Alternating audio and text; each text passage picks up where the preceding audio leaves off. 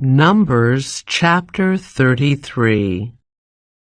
This is the route the Israelites followed as they marched out of Egypt under the leadership of Moses and Aaron. At the Lord's direction, Moses kept a written record of their progress. These are the stages of their march, identified by the different places where they stopped along the way. They set out from the city of Ramesses in early spring, on the 15th day of the first month, on the morning after the first Passover celebration. The people of Israel left defiantly, in full view of all the Egyptians. Meanwhile, the Egyptians were burying all their firstborn sons, whom the Lord had killed the night before. The Lord had defeated the gods of Egypt that night with great acts of judgment. After leaving Ramesses, the Israelites set up camp at Succoth. Then they left Succoth and camped at Etham on the edge of the wilderness. They left Etham and turned back toward Pihahiroth, opposite Baal-zephon, and camped near Migdol. They left Pihahiroth and crossed the Red Sea into the wilderness beyond. Then they traveled for 3 days into the Etham wilderness and camped at Marah. They left Marah and camped at Elam, where there were 12 springs of water and 70 palm trees. They left Elam and camped beside the Red Sea.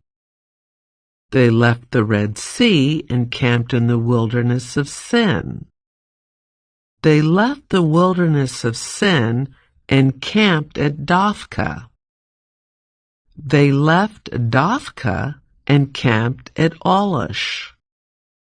They left Olish and camped at Rephidim, where there was no water for the people to drink. They left Rephidim and camped in the wilderness of Sinai.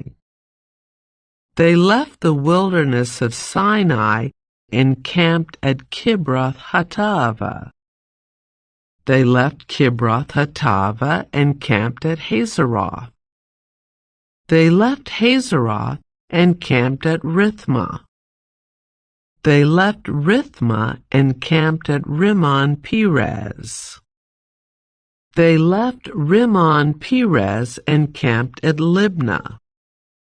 They left Libnah and camped at Rissah. They left Rissah and camped at Kehelatha. They left Kehelatha and camped at Mount Shepher. They left Mount Shepher and camped at Harada. They left Harada and camped at Mekheloth. They left Mekheloth and camped at Tahath. They left Tahath and camped at Terah. They left Terah and camped at Mithkah. They left Mithkah and camped at Hashmonah. They left Hashmonah and camped at Mosirith.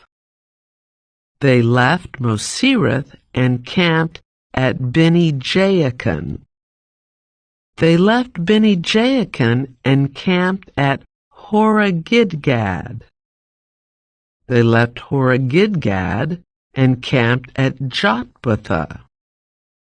They left Jotbathah and camped at Abrona. They left Abrona and camped at Ezion-Geber. They left Ezion-Geber and camped at Kadesh in the wilderness of Zin. They left Kadesh and camped at Mount Hor at the border of Edom. While they were at the foot of Mount Hor, Aaron the priest was directed by the Lord to go up the mountain, and there he died. This happened in midsummer on the first day of the 5th month of the 40th year after Israel's departure from Egypt. Aaron was 123 years old when he died there on Mount Hor. At that time, the Canaanite king of Arad, who lived in the Negev, in the land of Canaan, heard that the people of Israel were approaching his land. Meanwhile, the Israelites left Mount Hor and camped at Zalmonah. Then they left Zalmonah and camped at Punon. They left Punon and camped at Oboth. They left Oboth and camped at Abarim on the border of Moab. They left Abarim and camped at Dibon Gad. They left Dibon Gad and camped at Almon Diblathaim. They left Almon Diblathaim and camped in the mountains east of the river near Mount Nebo. They left the mountains east of the river and camped on the plains of Moab beside the Jordan River across from Jericho. Along the Jordan River they camped from Beth Jeshimoth as far as the meadows of Acacia on the plains of Moab. While they were camped near the Jordan River on the plains of Moab opposite Jericho, the Lord said to Moses, "Give the following instructions to the people of Israel. When you cross the Jordan River into the land of Canaan, you must drive out all the people living there. You must destroy all their carved and molten images and demolish all their pagan shrines. Take possession of the land and settle in it, because I have given it to you to occupy. You must distribute the land among the clans by sacred lot and in proportion to their size.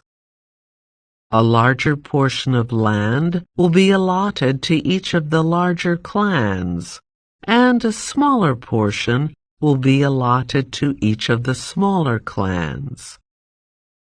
The decision of the sacred lot is final. In this way, the portions of land will be divided among your ancestral tribes. But if you fail to drive out the people who live in the land, those who remain will be like splinters in your eyes and thorns in your sides.